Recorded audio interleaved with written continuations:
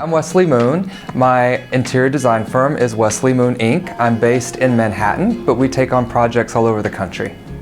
Interior design has just always been my life.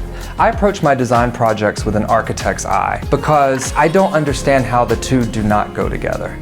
My work envelops the client's personality, and that ensures that every project in itself is unique because every person is unique. Of course you want to impress people when they come to your home, that's natural, but you don't want to have a house that doesn't represent you. It's all about comfort level and making a home that people just want to stay in, especially now. More than ever, people are making the home that they want, more so than the home that they're trying to present to the world.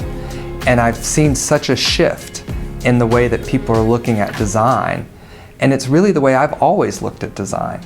And it's not just me. When you hire a designer, you're also hiring their team. You gotta know who's got the best paint. You gotta know who's got the best everything.